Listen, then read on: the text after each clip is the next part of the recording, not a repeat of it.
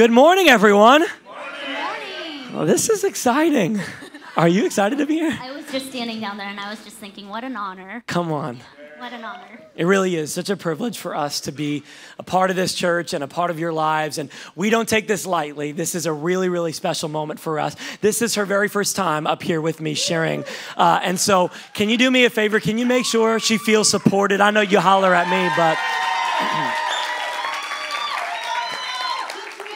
Isn't she beautiful too? Isn't she gorgeous? Man, come on, way out of my league. This morning, we really just wanted to take some time and to share with you a little bit about our relationship. We were going to title this message, Open Relationship, because this morning is not about teaching you something. We really just want to share our journey through doing life with one another.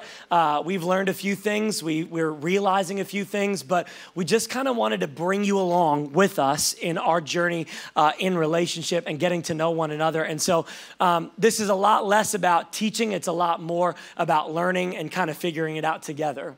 That's right, and we realize that we haven't been doing this for very long. We've been in this for a little over a year, and there are a lot of people in this very room that have been doing it for much longer. A lot of people in this room that have been married for 10 years, 20, 30, and probably even more than that in this room. But we also know that God wants to use our story to be able to impact. And just a few weeks ago, Pastor Jared had talked about how wisdom is not limited to age or to experience. Rather, it's an opportunity to be able to partner with God and what He's teaching us. Yeah, and so because of that, today it's not about us coming here saying, oh, we figured it out, because we definitely haven't. But we did want to come to you and just be able to share what God is teaching us during this time. We know that our story, it really has been written by God. We did not come up with this. This was not our idea, and that's often the way that God works in our lives, right? He does something that was unexpected, and He uses the unexpected to really impact us, and we know that our story was made to share with others, and so we're going to get real this morning. Is that okay? We're going to get super honest and super vulnerable. We're going to talk about our differences. Obviously, we are very different, and we want to share a little bit about that because I think in our relationship, we've started to learn what diversity is all about. I think diversity is about celebrating each other's differences, but also searching and seeking out for common ground. Because if all we do is look at the differences and acknowledge the differences in one of us, it will bring separation. But if we, in the midst of celebrating our differences, we search for the similarities that God has provided in us, it builds connection. It builds a bridge between us. And just wanted to share a few scriptures with you. Mark chapter 10, verse 9. Jesus, this is what He says. He's talking about marriage specifically and relationships that are joined in union. He says, what God has joined together, let no man separate. If God has joined together your relationship, whether that's a romantic relationship, a friendship, a business partnership, it is our job to find ways to be connected with one another, not to find ways to be separated from one another. And in that, when we search for the similarities, we also realize that there are a lot of differences. But the beauty of differences is that we need one another. There are things that Trinh is extremely talented at that I have no gifting in whatsoever, and I need her in my life, and vice versa. And the people in your lives that are different from you, you need them. Here's what Jesus says, 1 Corinthians chapter 12, verse 18. But in fact, God has placed the parts in the body, every one of them, just as He wanted them to be. Did you know that God made you uniquely on purpose? With all your quirks, with all your weirdness, He designed you that way. Because you're needed somewhere. Say, I'm needed. And He goes on, He says, if they were all one part, where would the body be? As it is, there are many parts, but one body. The eye cannot say to the hand, I don't need you. The head cannot say to the feet, I don't need you. The white guy can't say to the Vietnamese girl, I don't need you. He definitely can't say that, amen? And so we need one another. And I think that throughout our story, we just want to share a little bit of how we met and kind of how this all developed. And then we want to share a few things that we're learning. And so I think we should just take it back to the beginning, kind of share a little bit about your background. Sure. Just to give you a little bit of a background about myself, I was born and raised here in Sacramento, and after graduating from high school, I moved to LA to attend college. After 4 years, I decided to pursue a career in retail management. Not because I love retail. Working on Black Friday is not the thing. But at a young age of 21, 22, I thought gaining management experience was something that I really wanted to do. I'd always had a passion for business, and I wanted to develop that. And so I did that, and eventually found myself employed by a company named Uniqlo. If you don't know about Uniqlo, I love it. It is a Japanese clothing company that taught me so much when it came to sales and business management and development and customer service and everything about that. And so they moved me in the course of 3 years like 5 times. I think I moved from LA to New York to Connecticut to the Bay Area to Sacramento, and I even traveled to Japan a few times to be able to work. I loved that company very much, and when it came time for me to take that next step into the next position that they had for me, I had a decision to make. Either pursue my career and climb the corporate ladder, or do what I've always wanted to do, step out and pursue the dream of owning my own business. And so that was about 1.5 years ago. I had the opportunity to join partnership with 2 of my brothers, where we were going to begin preparing to launch our restaurant known as Fire Wings right now in Fairfax. She's a boss. So at that same time, she had moved back to Sacramento. They were working together. Pastor Q is one of those brothers, by the way. If you guys didn't know, they're siblings. That's how it works here. And they were spending a lot of time launching, strategizing, getting ready for the business. But at the same time, I had just moved into Sacramento. Before I moved here about 1.5 years ago, I was in Dallas. I was teaching as a professor at a Bible college in the youth ministry department. And I was also traveling as an itinerant speaker, doing conferences and church services and church ministry, local ministry. The pastoring specifically was not on my radar. It was not something that I necessarily wanted to do. I was really happy traveling and preaching and seeing God move in people's lives, but I knew that there was something he put in me that was beyond just going to a church and speaking, that there was something he wanted to build in a city and in a nation that would impact the world. And so as he began to develop that dream in me, Pastor Q and I, you guys have heard a little bit of our story. We had connected a few years ago in Charlotte, North Carolina, and we'd kept our relationship over the years. And he called me about 1.5 years ago to come out to Sacramento to be a part of E2 Church. And so about 1.5 years ago, I moved here, and in that season, we really didn't have much time in offices, and we didn't have the stuff that we do now. And so we spent a lot of time at Pastor Q's house, strategizing, planning, dreaming, playing ping pong, me beating him at ping pong, doing all of those things. And it was just like we were building our working relationship. We were also planning. The church was in a really big growing season. But at that same time, there was somebody else that was hanging around the house a lot. This Asian persuasion over here. I remember the first time I met her, I had heard about Trinh just a little bit briefly. I'd heard about her, that she was Pastor Q's sister, that she was getting ready to launch a business. I heard she had a wild side, and so I decided, okay, I'm gonna meet her, but we're gonna have our distance, okay?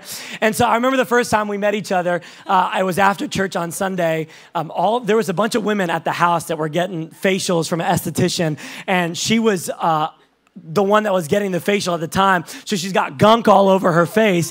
And she had heard about me because she knew that this stud was coming into town. Tell him what you said. Tell him what you told Lisa. Okay, so a lot of people don't know this, but being the amazing sister-in-law that Lisa was, she knew of an eligible bachelor that was coming to Sacramento in the near future. And she had told me, hey, Trinh, there's someone moving here in Sacramento. He's amazing. He's an amazing leader. Yes. Anointed. Hallelujah. God-fearing. Yes. He's just so good. He's a great good leader. Looking. And then I was like, okay, tell me more. And she said, but he's a pastor. And I was like, Lisa, stop right there. I'm good. Do you know me? And so that's pretty much where it stopped. But I mean, I'd heard about Pastor Jared. I had heard that he had just moved to Sacramento and was working here at E2 Church. A lot of amazing things were happening here. A lot of my family was attending and was saying things like, there's something going on at church, amazing things. People are just being moved and houses being brought down. Like, this is crazy stuff. And so that's what I had heard about about Pastor Jared. But we were in two different worlds. You see, at that time, I was just stepping in as a pastor. Trinh was in a different season at that time with her faith. She was still wrestling through things in her own heart and in her own soul. And so it kind of set the expectation early on that this was a platonic thing. And she at that time started coming to the church regularly, but was still kind of hesitant about serving and getting fully involved. And so we hung out a lot around the house, and we had game nights, and we had fun, but there was kind of this separation. Like, we knew this is just a friendship. I was pastor, she was doing her business thing, and I think in our minds and in our hearts, there really was never any plan of having any type of relationship. I know you weren't looking to be with a pastor at that time. I couldn't even imagine such a thing. So we were in two different seasons, but what I loved about that is that we kind of saw each other like up front from the very beginning, and it forced us to develop a friendship without the romantic expectations, to really just accept who we were in the seasons that we were in. Yes. And so over that time, we spent a lot of time with each other. And what I loved about Trinh throughout that season, what I always praised her, was that she was super respectful of the position that I was in as pastor, because we spent a lot of time with each other. And I always say, guys and girls hanging out, I don't care if you say you're best friends, I don't care if you say you're just friends, something's gonna happen at some point. Somebody's gonna catch feelings, some tension's gonna arise. And so what I appreciated about Trinh was we didn't even have each other's numbers for like 4 or 5 months of our friendship. We stayed really within the boundaries, but over that time, she started coming to church, and God started to do some crazy things in her life. And so just to give you a little bit of spiritual background for myself, I was born and raised in a Catholic church. For the first 18 years of my life, I was highly involved in church as well. I attended Mass every Sunday. I was the weird kid that actually loved going to church, and I was part of Sunday school. I went to youth group. I became a youth group leader, all of the things that I thought I was supposed to be doing. And then at the age of 18, when I moved away to be able to pursue my education and my career and all of those things, those 10 years that I was away from home also meant that I carried and developed a lot of questions about my very own faith. The things that I thought I knew growing up were things now that I was away from home, I was trying to figure it out for myself. And so a lot of times I feel like I ended up distracting myself with my career instead, and kind of telling myself in the back of my mind, oh, I know I need to develop my relationship with God. I knew there was a God, and I knew that I was supposed to have a relationship with him. I knew that I even wanted to develop a family in the church, but I just felt like I didn't have enough answers. And so that summer, when I found myself back here a year and a half ago, and I had decided to pursue my dream of my career, I had also decided to pursue something else, and that was my relationship with God. And so with my amazing brother and sister-in-law as pastors here at the church, I had a lot of guidance and a lot of support and encouragement, not only to be able to pursue my dreams, but then also to pursue the most important thing in their minds. And so here was when I was deciding that I would be attending church on a weekly basis, that I just wanted to ask questions, and I wanted to learn, and I wanted to read my Bible, and I just wanted to indulge myself in all of those things. And what happened through all of that is that there was one by one, which I'd love to be able to tell anyone that away from today, just because it's a longer story, but God moved in miraculous ways in my life that summer.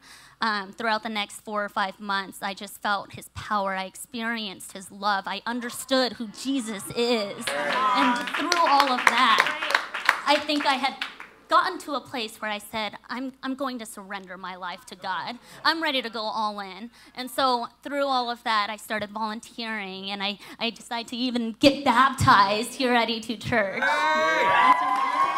It was crazy, and it was so obvious to everybody around that God was moving, but it was obvious to me. I was like, dang, girl, okay.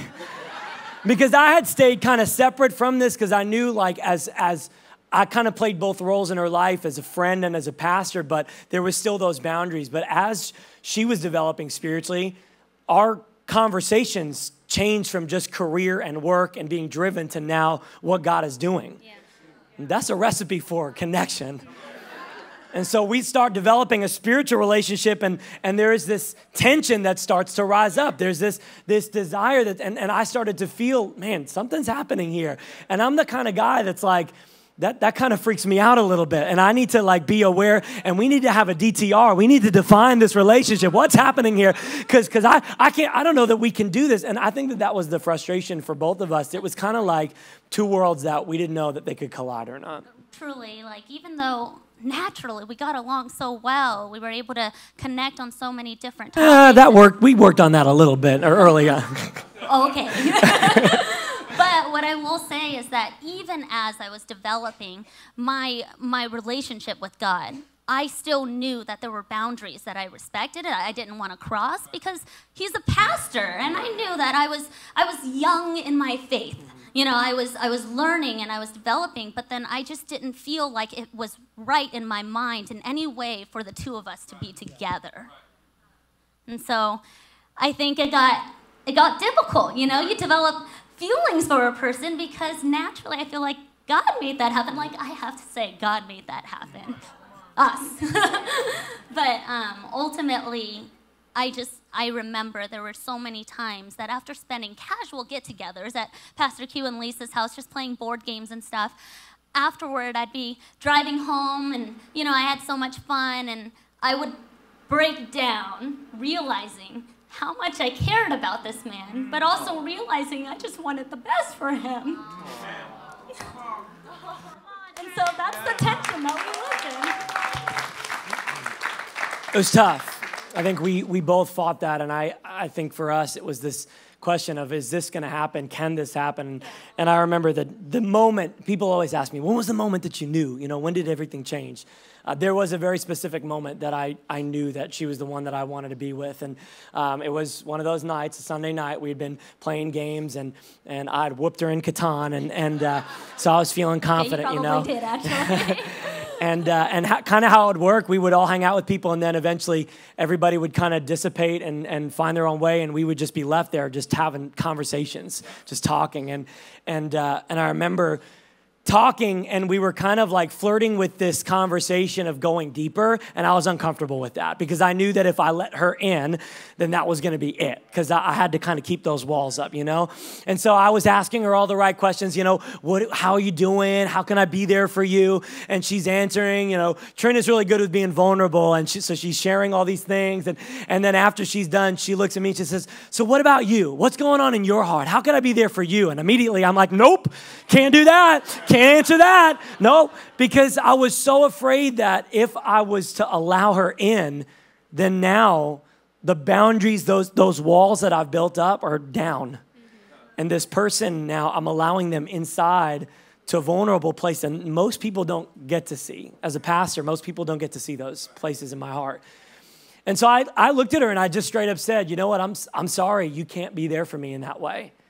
Because I'm a pastor and I've got these boundaries, and I can't share that part of my heart flippantly like this. She looked at me and she started to tear up, and she said, that must be really lonely. And it was like a dagger in my heart. Like, oh, she sees me. She knows and recognizes the difficulty and the isolation that my position has created around my life.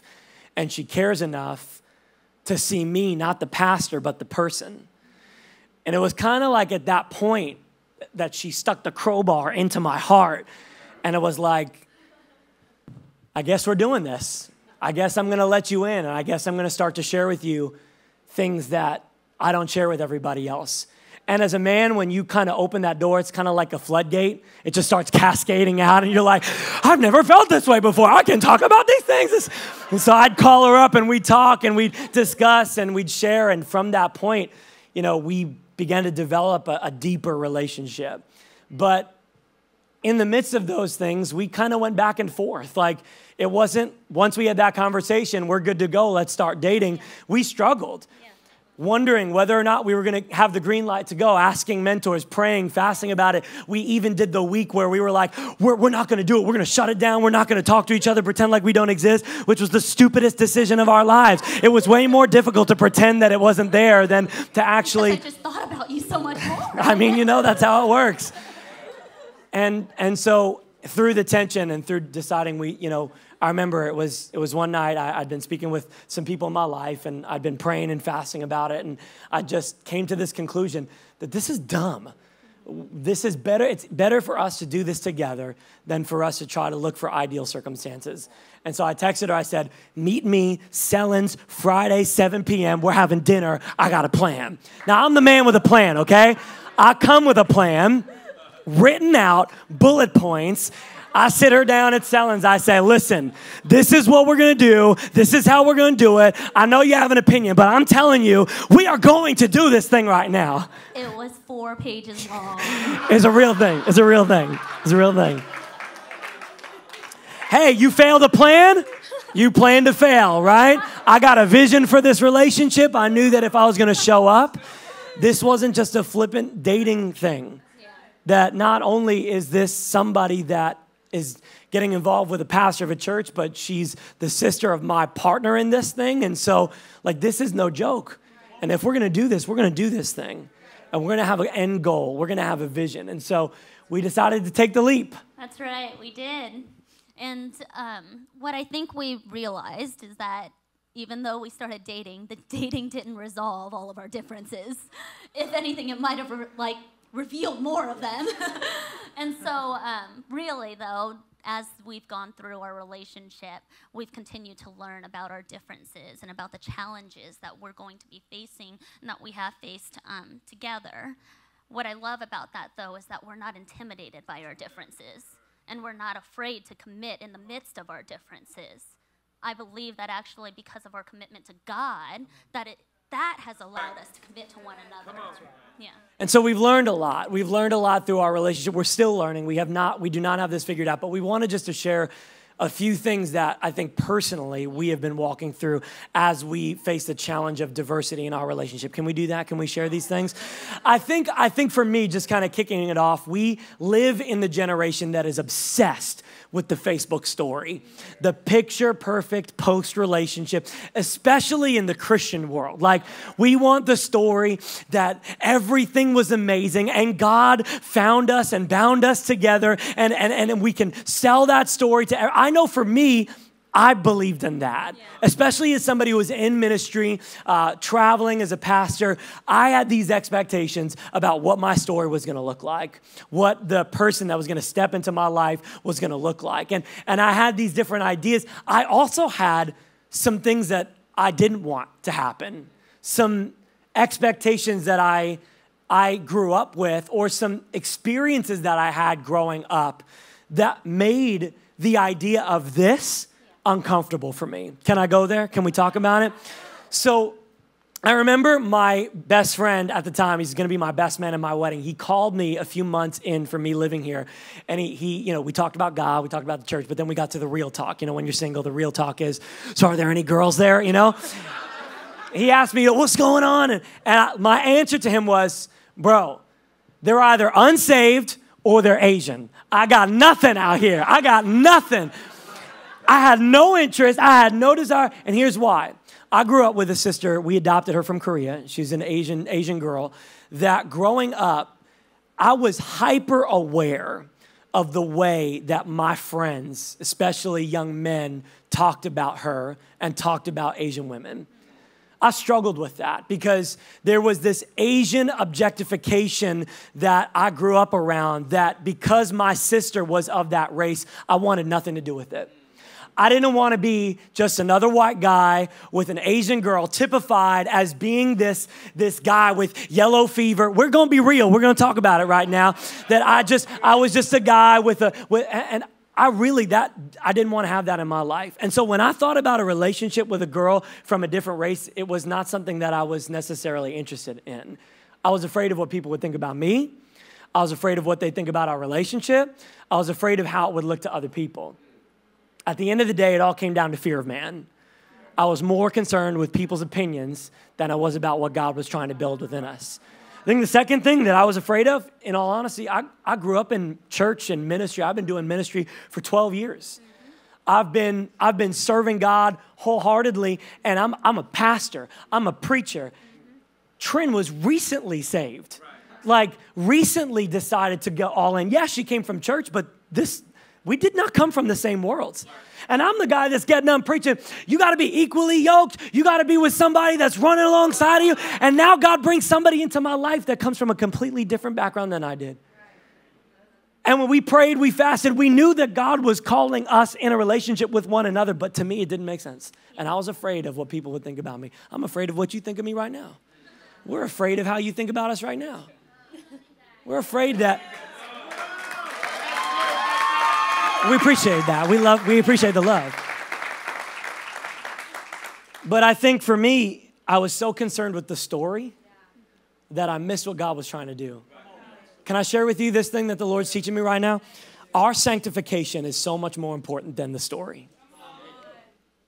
I think the reason why we don't experience what God truly has for us is because we are more concerned with people's opinions of our relationship than we are allowing God to use that relationship to develop us.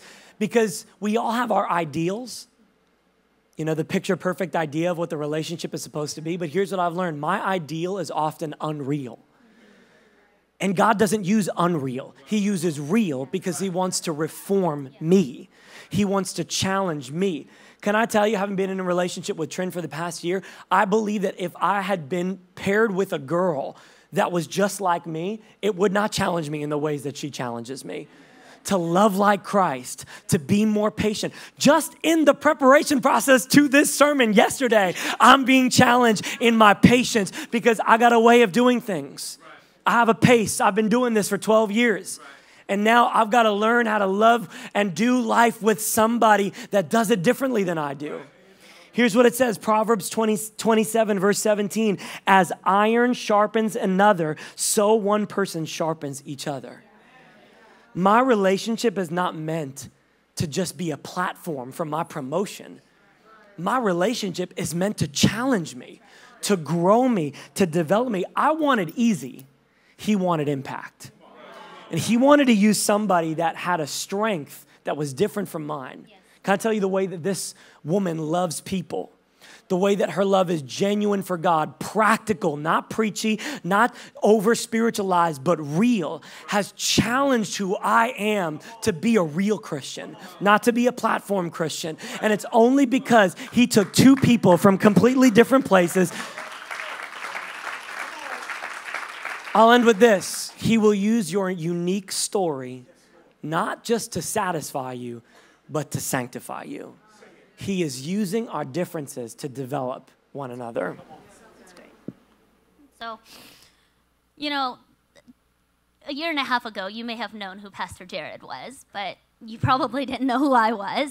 And the few people who did know me knew me as Trinh, Pastor Q's younger sister, who had just started attending E2 Church, who was interested in learning more and was growing, and God was moving in her life, and you know, had jumped all in, decided to start volunteering, and was baptized. And I was being celebrated in a lot of different ways here at E2 Church.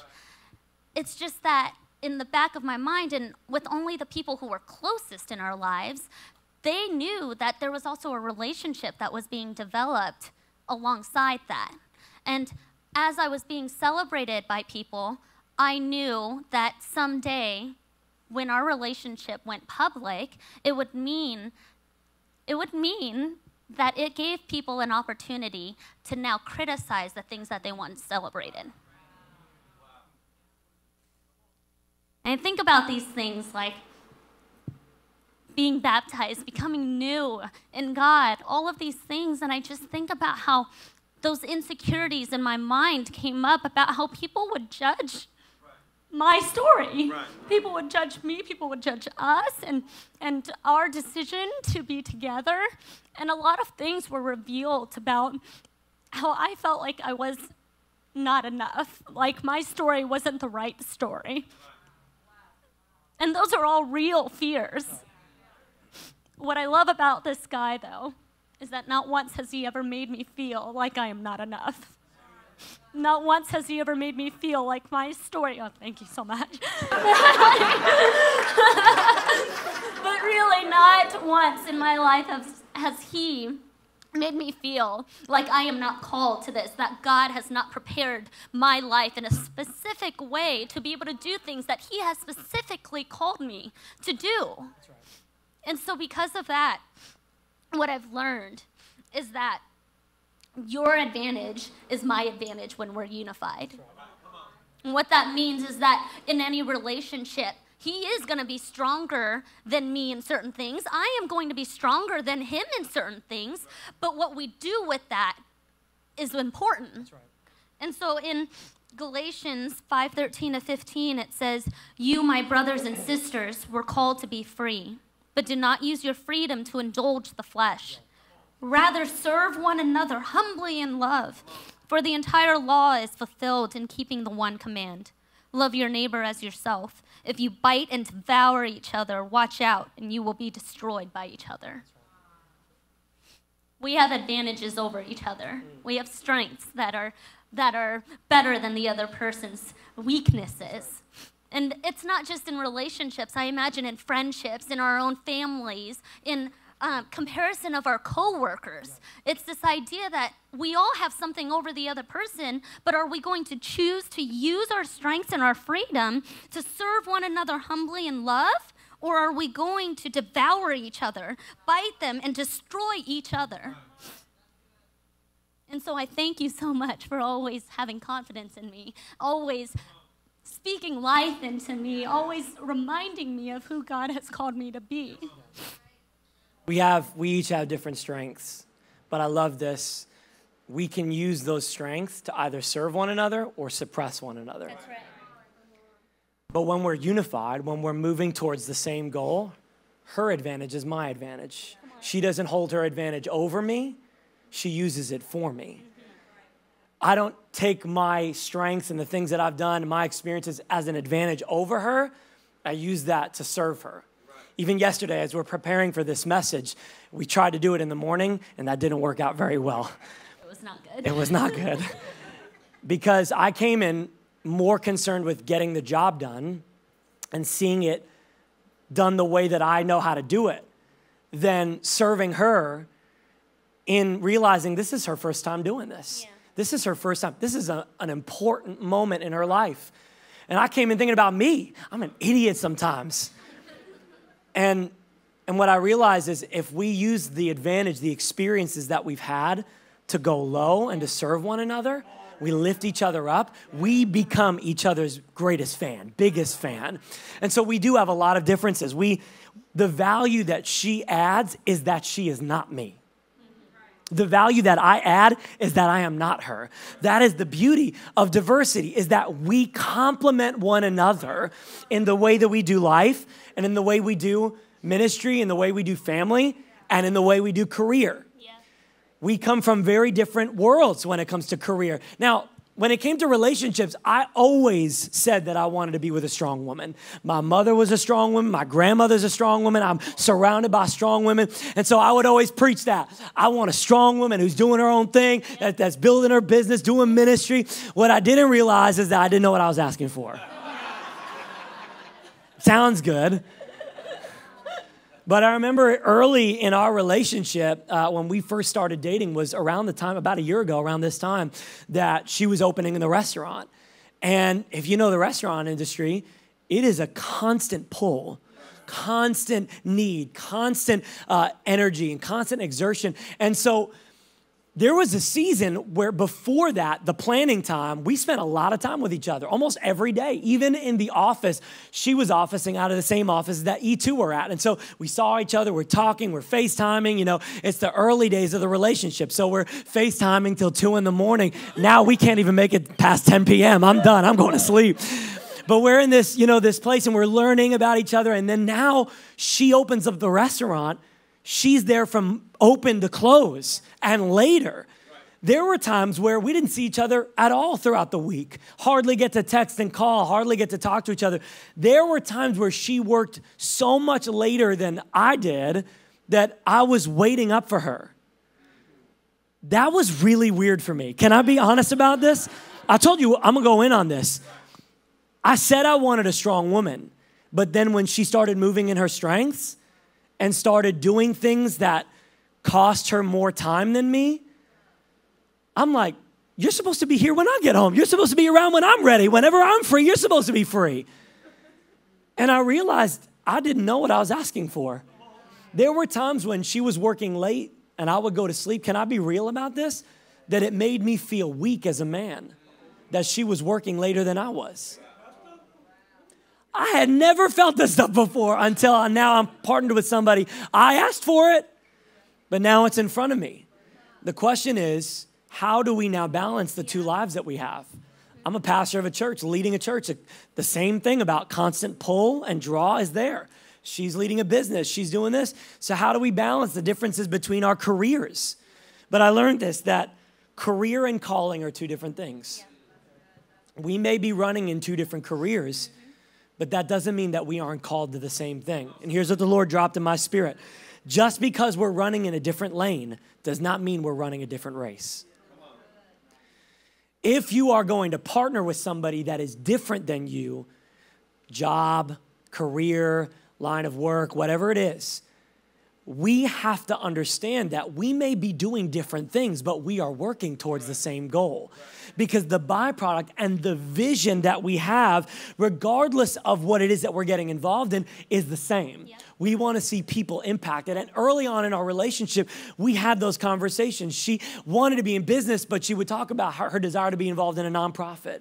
And it wasn't just about generating wealth for money's sake. It was about impacting the world. We both burn for the same things. We're just doing it in two different ways.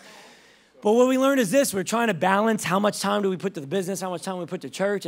There's no balance. And for those of you who have got a lot of different things, different works, different jobs, different family dynamic, there is no balance. You can't balance it. There are seasons of our lives where the restaurant needs more attention. There are seasons of our life where church needs more attention, where our relationship gets more time and our relationship doesn't have the time. But we've learned it's not about balance, it's about rhythms.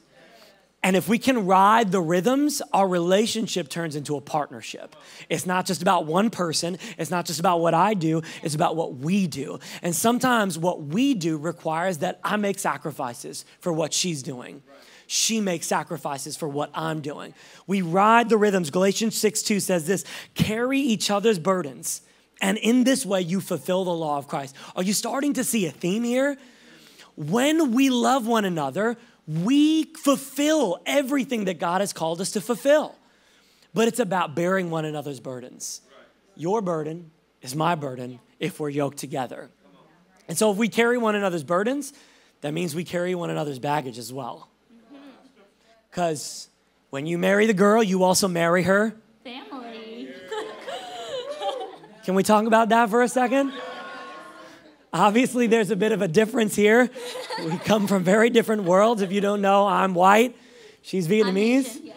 And so I come from a small family. And I come from a massive one. I eat American and European food. I love all types of Asian food. I'm always hot. I'm always cold. I like small get-togethers. I love parties. I use the dishwasher to wash dishes. I use them too. Okay, we've got that in common. We do have that in common. But share a little bit about your family dynamic.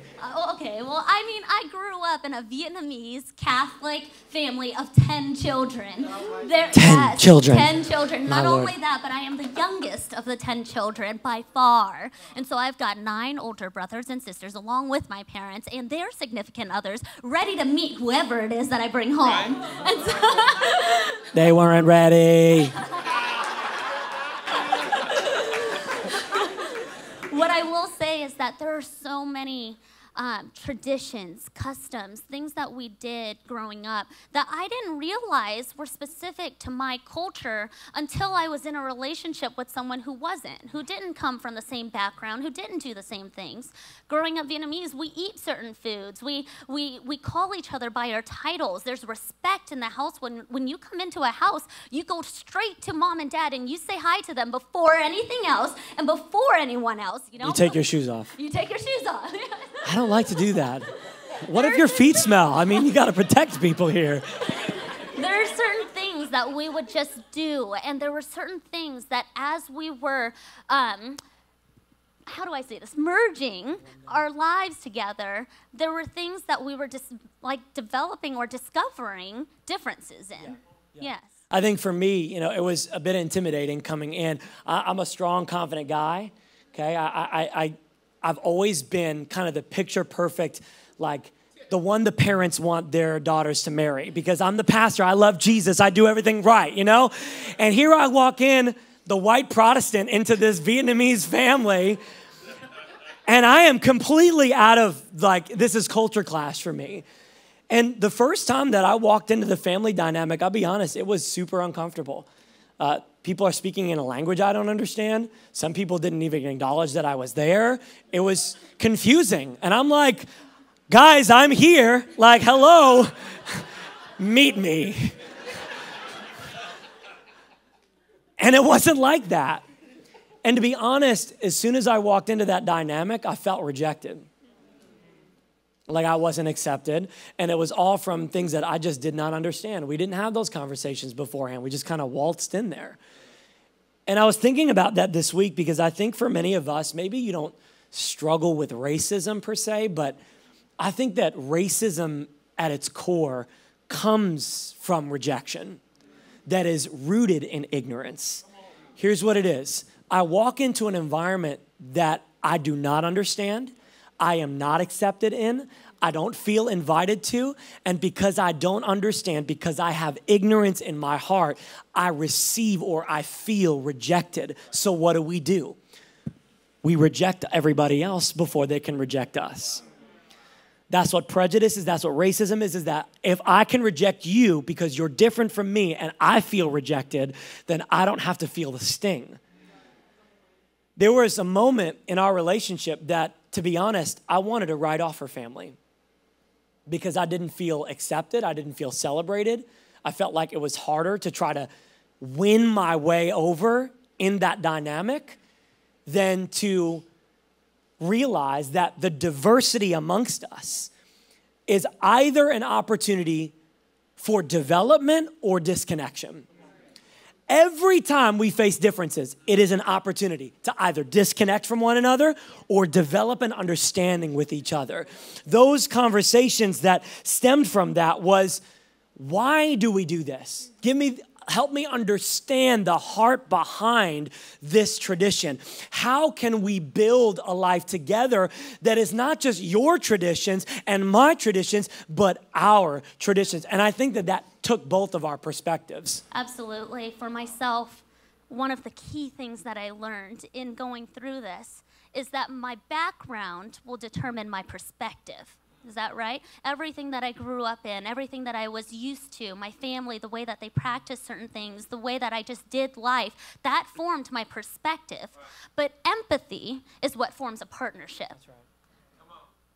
And so when there's something that's showing discomfort, causing discomfort in my partner's life, when there's something that's causing disconnect or misunderstanding in our relationship, we have the option of doing two things. One is that we can become offended or we can reject. Yep.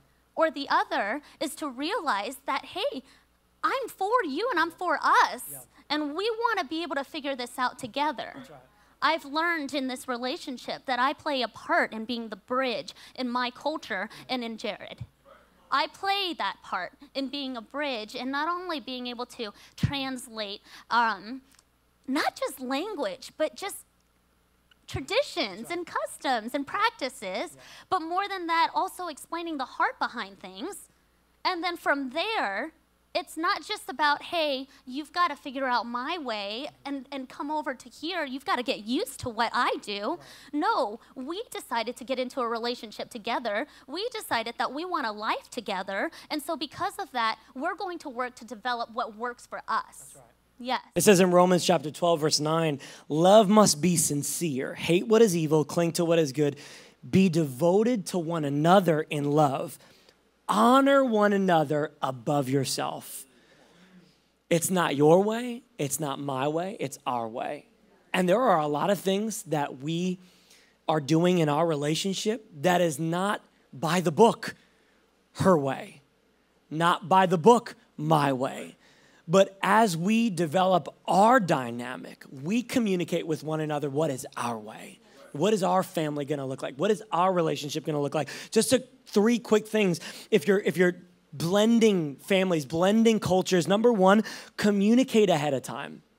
Talk about it before you get into it. That helps people be prepared to know what to expect. It sets the expectations. It allows them to be able to not feel like they're caught off guard. Most people do not react well when they're caught off guard. So communicate ahead of time. Number two, agree upon a thing. What are we going to do when we get into this situation? How are we going to act? What are we going to do? What are we not going to do? We partake in certain things religiously that her family does that we don't necessarily agree with, but we are still a part of it because we love her family and we love them and we don't want to be disconnected from them. So we agree ahead of time. What are we going to do? What are we not going to do?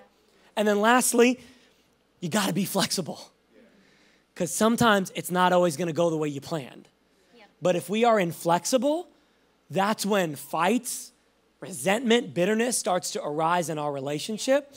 We've just got to be willing to do whatever it takes to keep the connection. And so I think for us, we've got to make sure that we are valuing our dynamic over just each other's individual way. That's right.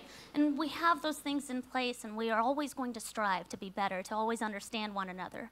But I have to say that no matter which way we turn, we're always going to run into roadblocks. That's right. We're always going to run into basically our dysfunctions, our differences. And what that has revealed to me is that we're all going to have different things. We're all going to have different opinions, different personalities, different ways of doing things. But what we do have is the same Savior. That's right. We are two sinners in need of the same Savior. That's right. And this is my favorite thing. This is what we're closing up with. And the reason why is because I can't give more honor and respect. Like I just recognize who God is in our life and in our relationship. That no matter our differences or in our opinions and stuff, God is the person who's going to be guiding us in our relationship. God is the one who's going to be able to allow us to forgive and to forget and to be able to move forward.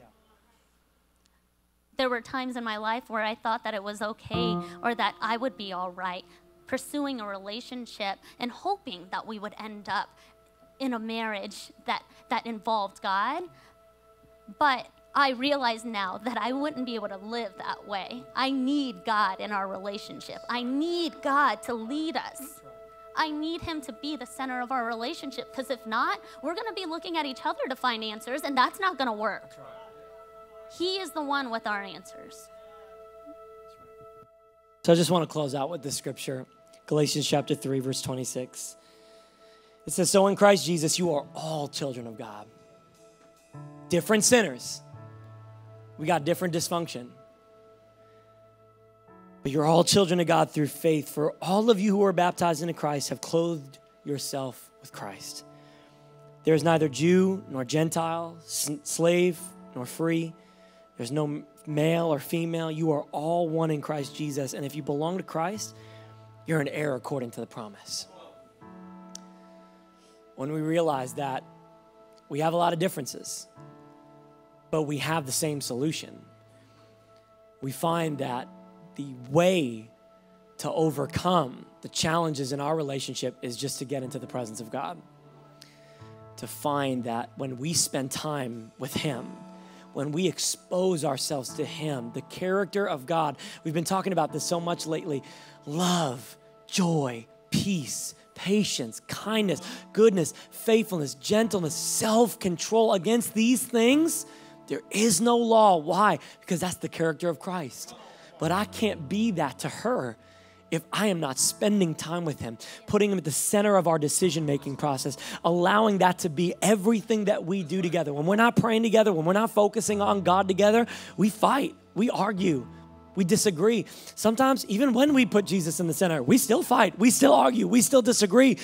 But we're able to overcome those things because we have the same Savior. I want you to stand to your feet this morning, and we just want to take the time to pray for you today. We believe that our relationship is just an open book. Today, we wanted to be as honest and transparent with you as we possibly could to let you know that we got issues, and we haven't figured them out yet, but we are learning. And we hope that somehow this helped you realize that, number one, you don't have to be there. You just have to be here and allow God into your present. Number two, I hope you realize that without God, no relationship is worth having. He's got to be the center of everything. And lastly, diversity is a good thing. Differences are worth being celebrated, but they are not the only thing that we celebrate. We've got to look for the similarities. We've got to look for the way to connect with one another.